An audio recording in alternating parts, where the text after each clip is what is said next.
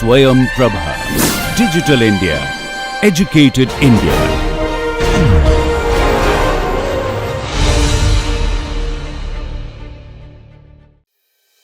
This maritime engineering, as you see, is a very special program which has got multidisciplinary input from mechanical, civil, structural, aerospace, naval architecture, chemical engineering, electrical, electronics, applied mechanics. It's a multidisciplinary program.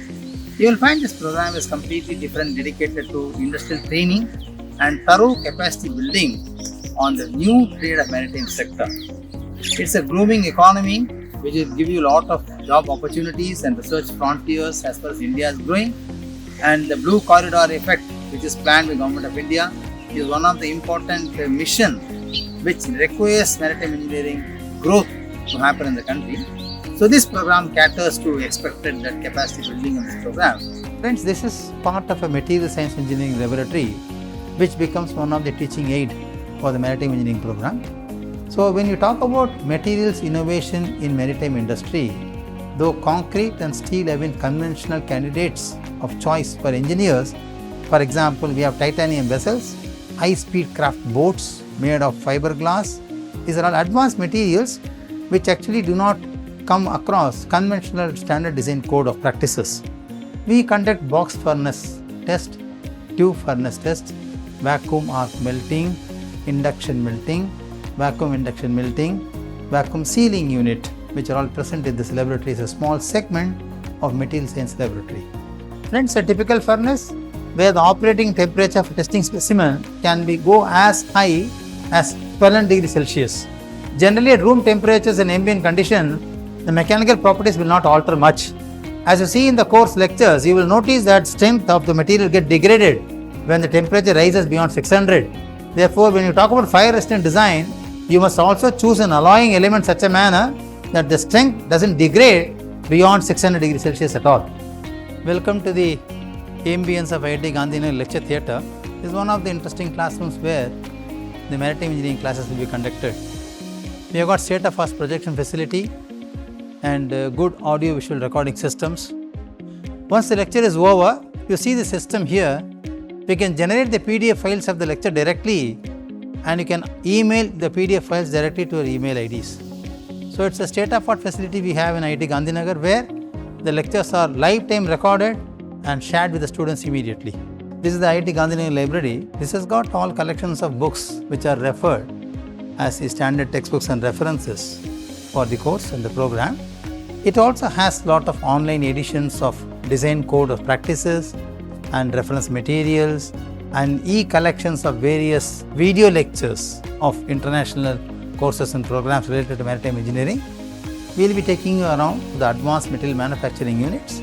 So you will have state-of-the-art facilities available at IIT Gandhinagar. So welcome to the program to join MTech and PhD at IIT Gandhinagar Maritime Engineering. So please try to enjoy and take the advantage of this to the maximum. Welcome to the program and welcome to IIT Gandhinagar.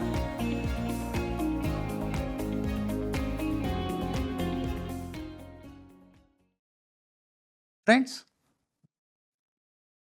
welcome to the 14th lecture on the course Maritime Structures, Types, Construction, Pre-Service Analysis and Design, offered by the Department of Maritime Engineering at IIT Gandhinagar.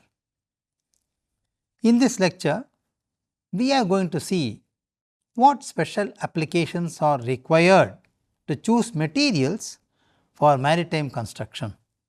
So, this is a series of lectures where we will discuss more in detail about different kinds of materials, starting from the basic properties that are required for a material to be used in maritime construction, then specific material properties which are classified by different international codes for maritime applications and so on.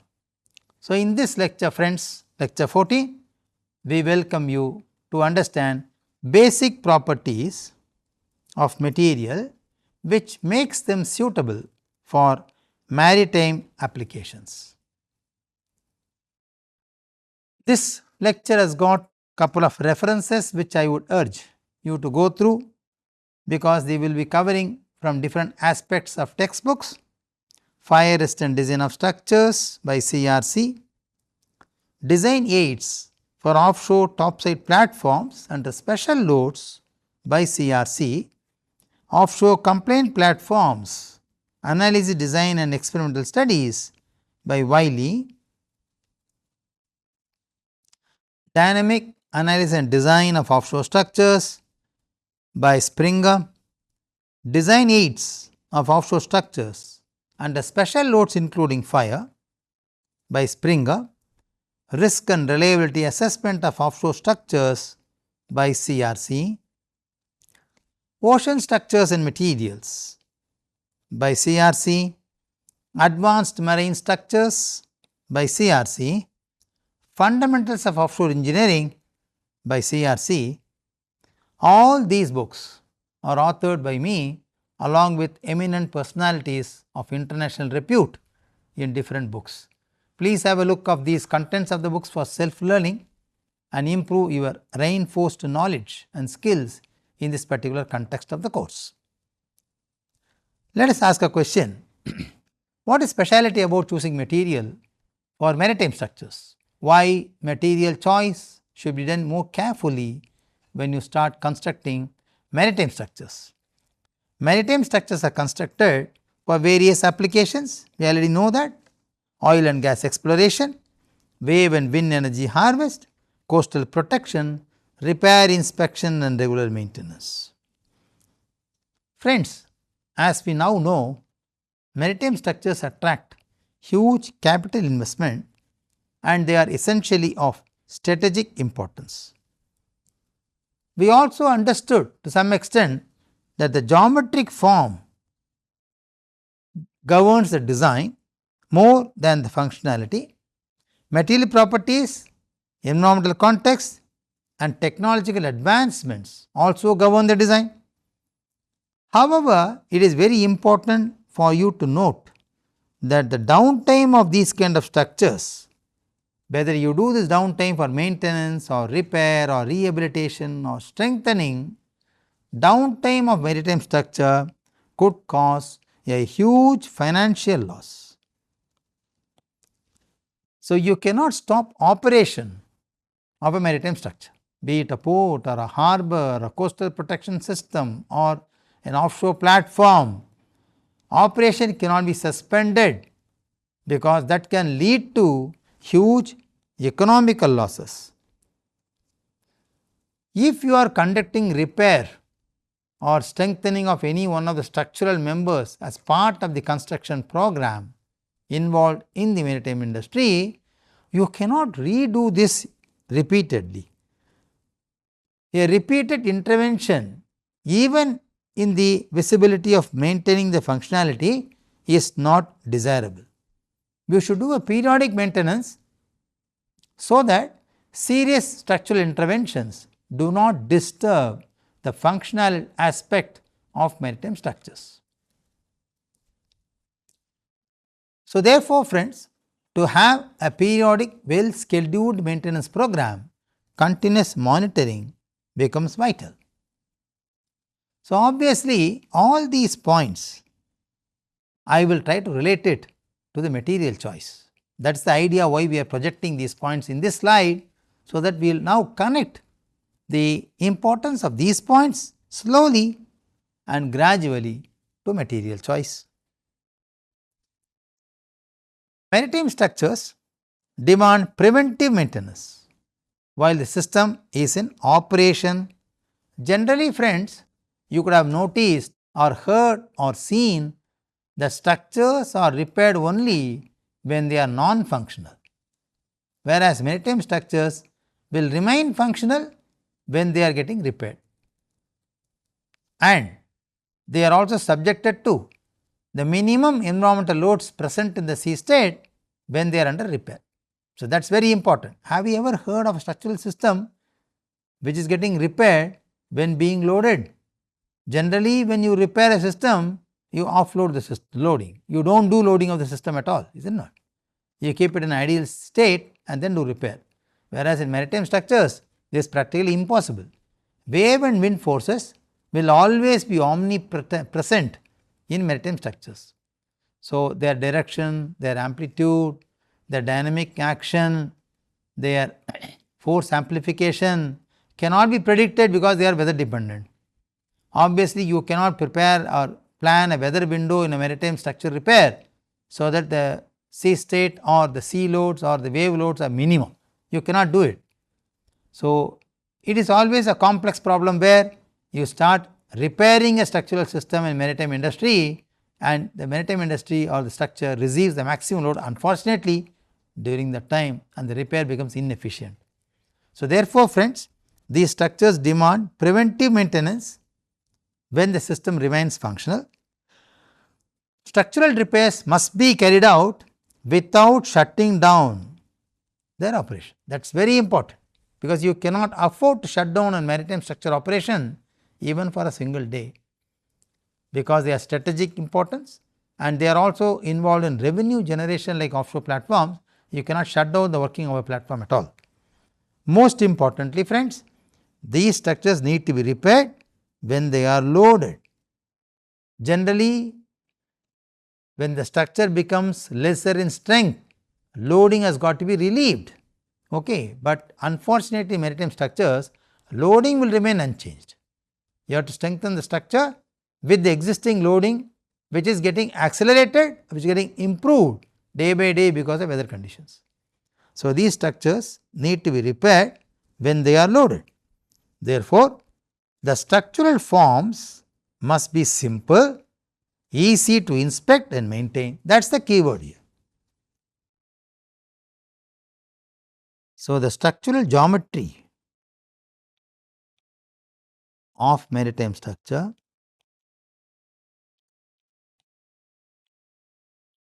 should be simple, easy to inspect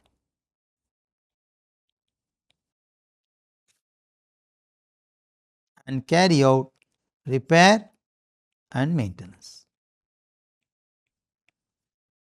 Okay, that is very important to learn because this is a very special requirement. Maritime structures alone have it. Maritime structures operate under high risk factors due to exploration and production processes. We already saw in oil and gas exploration, hydrocarbons are involved and they are considered to be high class explosives. Okay. Therefore, the failure of these kind of structures may lead to serious environmental pollution and economic losses. So, we cannot afford to have a failure of a maritime structure. Friends, to avoid serious consequences, it is better to follow a preventive maintenance approach which depends on continuous monitoring under time varying loads. So, generally friends, maritime structures repair and maintenance is planned on a periodic basis at regular intervals. Okay, that is very important. It is a periodic system schedule which is deployed to carry out preventive maintenance. And of course, this depends on continuous monitoring of the system. You have to do a health monitoring of the structural system for years to collect the data according to the behavior expressed by the results taken from the data or processed from the data. One has got to plan the preventive maintenance so that the structural strength does not get degraded. The basic knowledge about materials used for repair, construction and maintenance becomes very important because that will help you to choose appropriate material for construction. So, friends, it is very important that choice of material should be done in such a manner that the intervention is done only for a shorter time. I can give a very simple example. Let us say we have something called rapid hardening cement.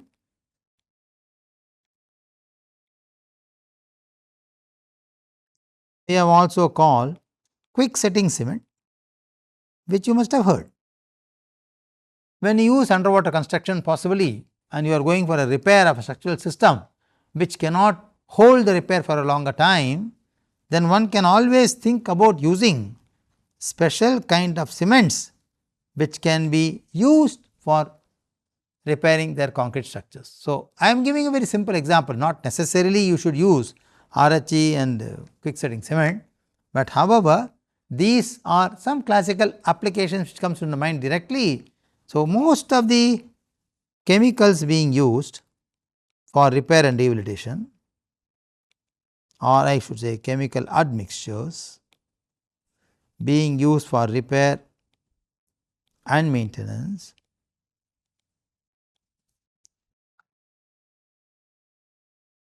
essentially come from different categories of basic materials.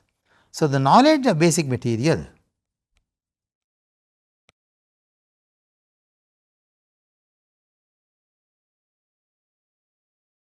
is very useful and essential to carry out periodic maintenance of maritime structures.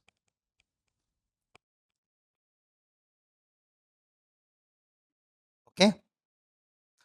Let us look at this flow chart. What are the possible materials I can have for construction? Let us have a general question, out of which then we will choose which are applicable and useful for maritime application. Material is a big subset which can be used in different forms. Okay.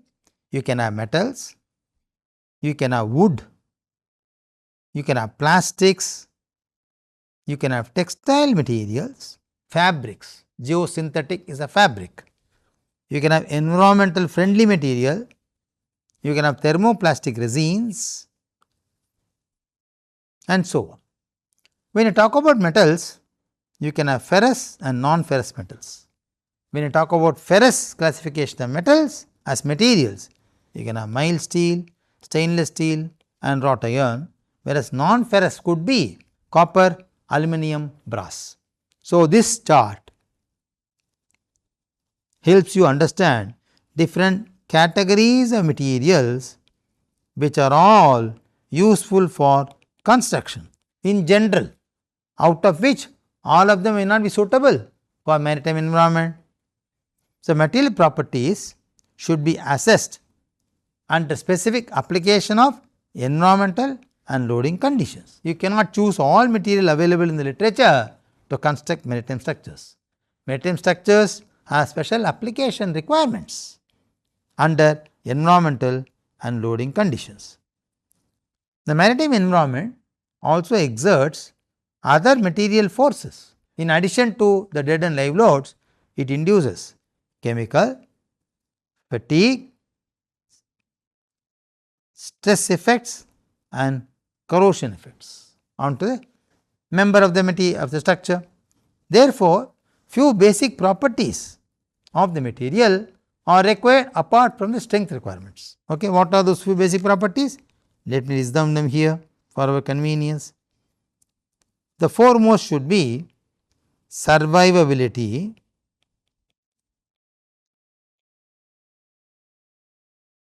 under worst failure scenario.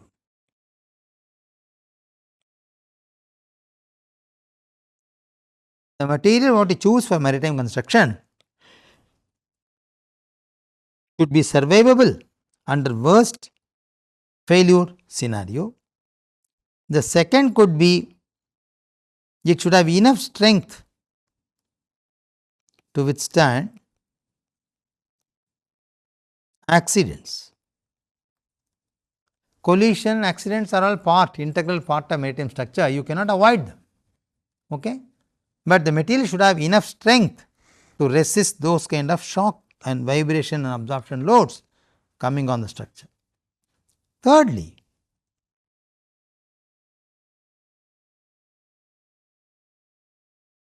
it should have capability to withstand excessive loads without failure.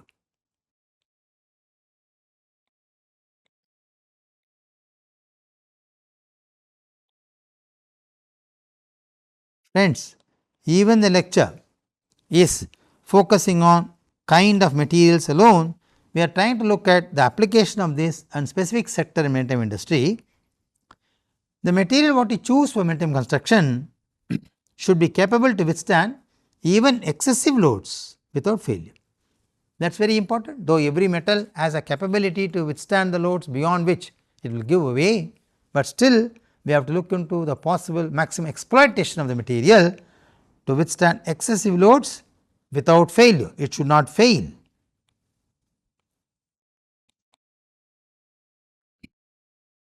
It should sustain worst environmental condition like hurricane, high sea tides, etc. Worst environmental conditions it should be able to sustain. So, the material should withstand these kind of additional forces. So, the choice of material, though you have got wide variety, does not fit with all requirements, because there are specific requirements for which a material should fulfill before being chosen for maritime application. Having said this, there are few other factors which will also govern the choice of the material for maritime application. They are physical and chemical properties of material, cost is another factor, fabrication facilities is another factor, and expected maintenance cycle cost is another factor. The physical and chemical properties of material, the cost and expected maintenance schedule will all line up to add cost to the overall project. Therefore, it is very important also to ascertain that material should not be allowed to fail. So, they should be chosen to avoid sudden failure. So, what does it mean? Essentially, I am looking for material which are elastic in nature. I do not want brittle material. Okay, I do not want. I want ductile material which is able to withstand the forces with enough warning. The material should avoid catastrophic or let us say sudden failure. It should give warning before fail. That is possible only the material is ductile.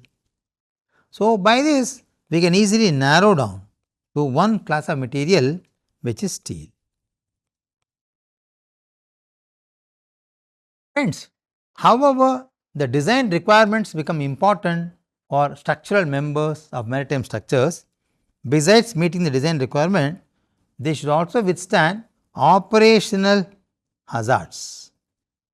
Okay. When we are fabricating the structural geometry, you are loading, towing, appending, commissioning, fixing, welding, laying, lifting. So, one has got to withstand all these unforeseen forces during maintenance or during construction, commissioning, etc., and they would have capacity to withstand these hazards, including operational error. Okay. So, having said this, let us see what are those most important characteristics of a material to be chosen for maritime application. Most important, because there are many geometric properties and structural properties of material. We will see a few of them which are very critically important.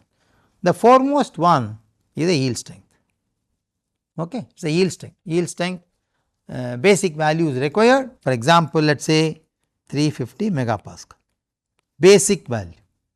A steel having yield strength lesser than this cannot be used. So, who will guide me this value?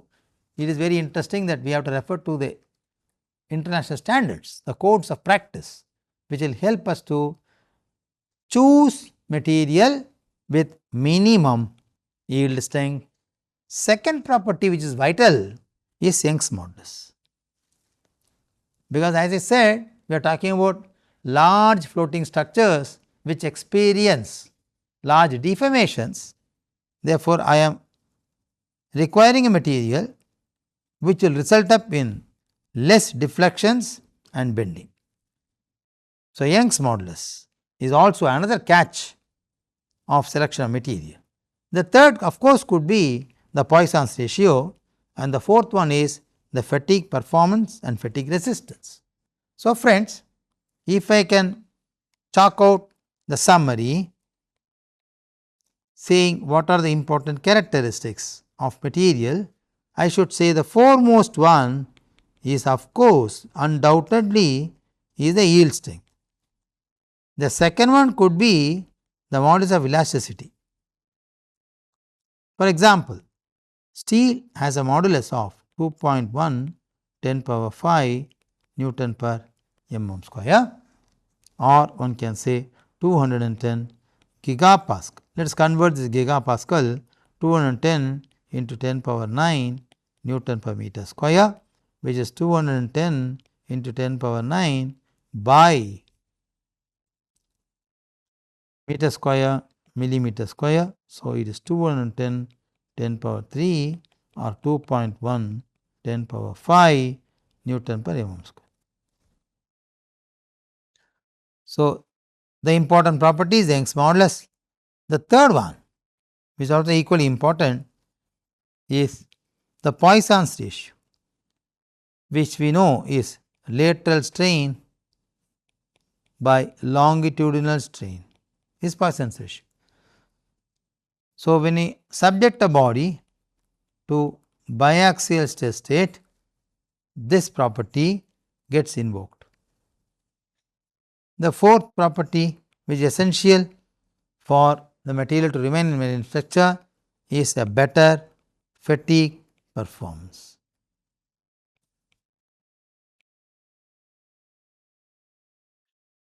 There are many materials, engineering materials, which cannot sustain cyclic loading.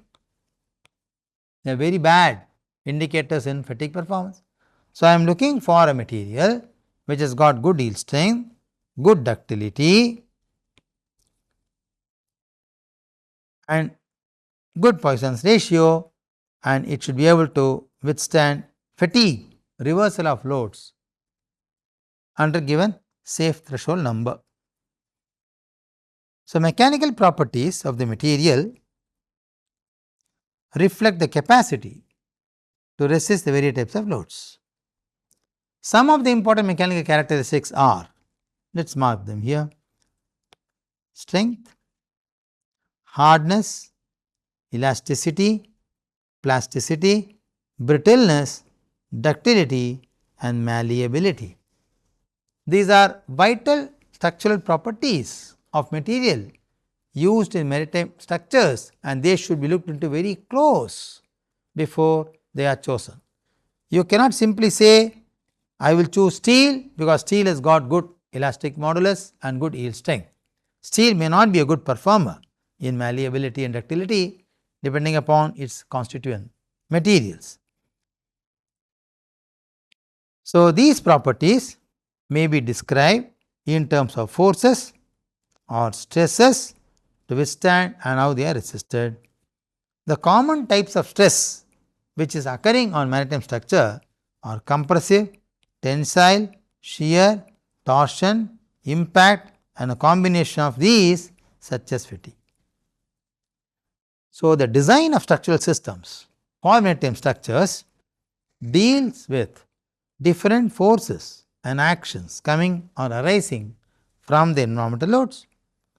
So, one can ask me a question, what should be the fundamental guiding parameter to choose a material for maritime industry? Strength is the fundamental parameter. Strength of course, the property of the material enabling the material to resist deformation under load. The second property desired for maritime structure is ultimate strength. Ultimate strength corresponds to the maximum strain that the material can withstand. Some materials are equally strong in tension and compression. I can draw this figure. Let us say I can draw the origin. Then let me try to draw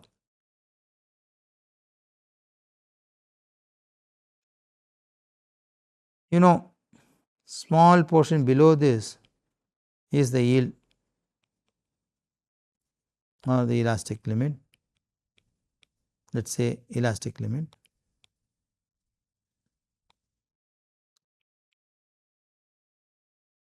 and this becomes my yield point,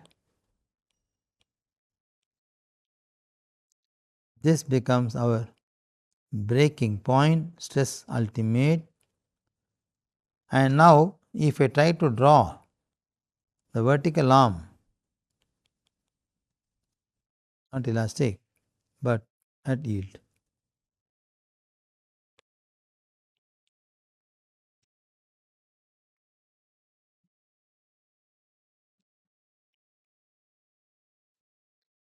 I will pick up these two stress values because it is stress strain curve.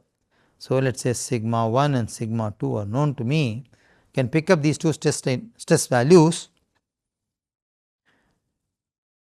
okay, and I can always check what is the ductility availability between these two values. Common types of stresses which are subjected to offshore structures or maritime structures are compression, tension, shear, torsion, impact, and combination of these.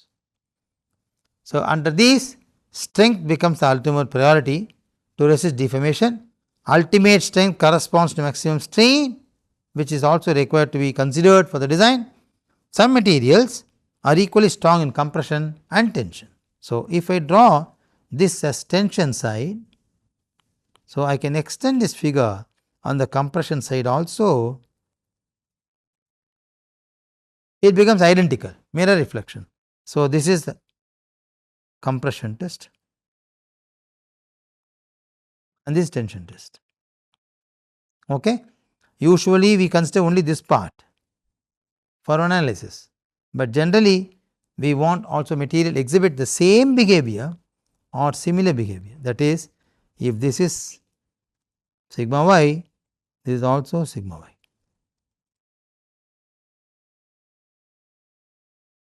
They are identical, same. Okay. Similarly, this is sigma u, this is also sigma u.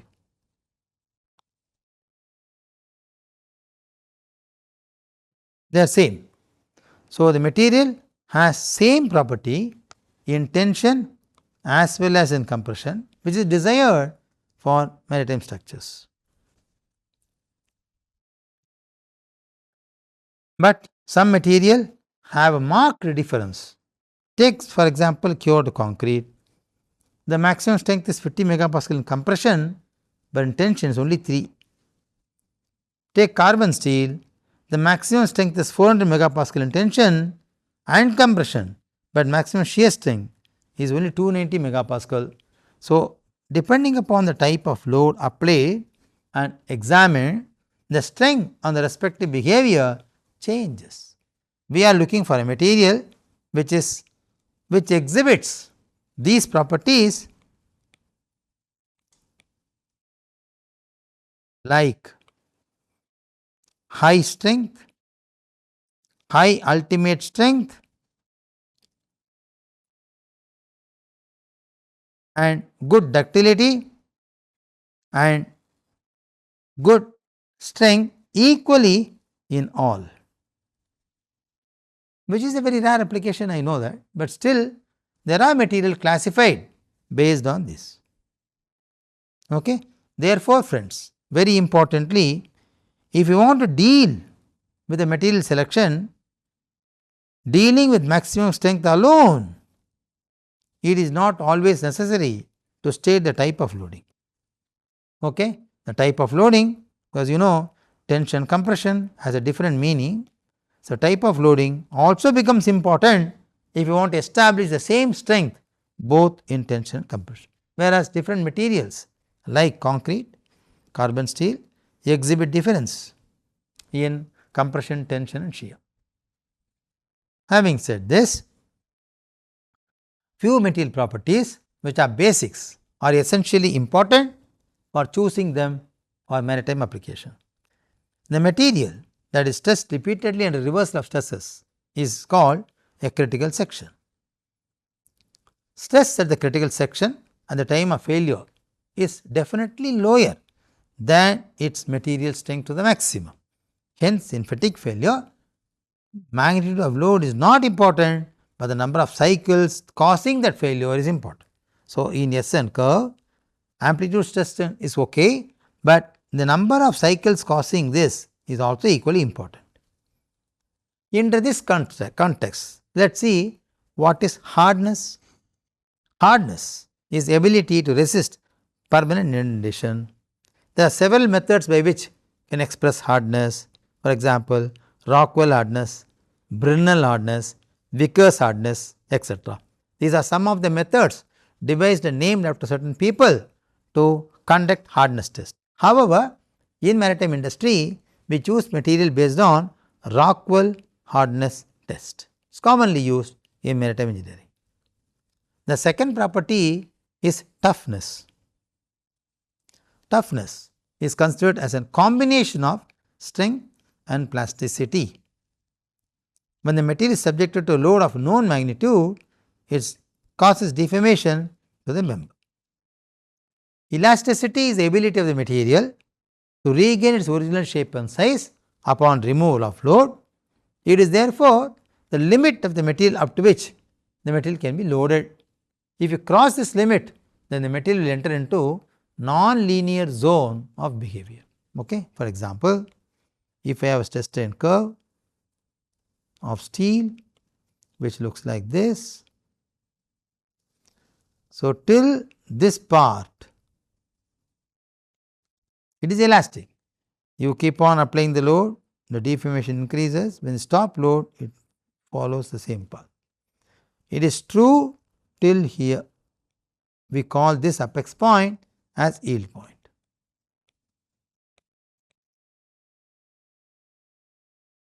Okay? Beyond this, if we increase the load, then the system exhibits non-linearity. Okay? So, one should also understand that elasticity is the ability of the material to withstand load or regain its original shape and size upon removal of load. Plasticity, on the other hand, is the ability to deform permanently without causing failure. So, the material should not fail abruptly, but it should give me sufficient warning, and plasticity is that ability to deform permanently without breaking. So, therefore, friends, by carefully alloying them,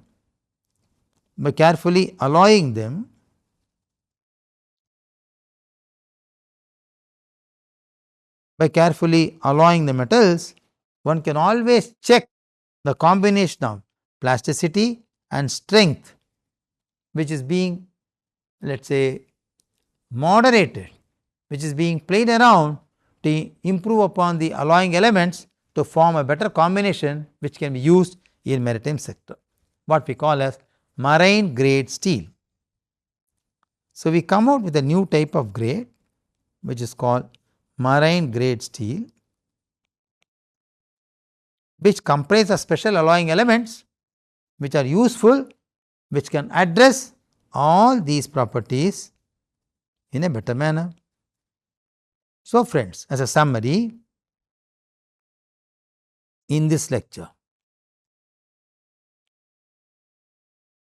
we learnt about basic properties of materials.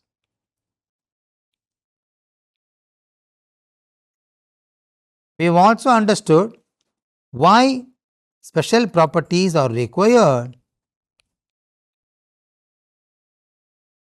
of materials are required to be employed or to be used in maritime industry.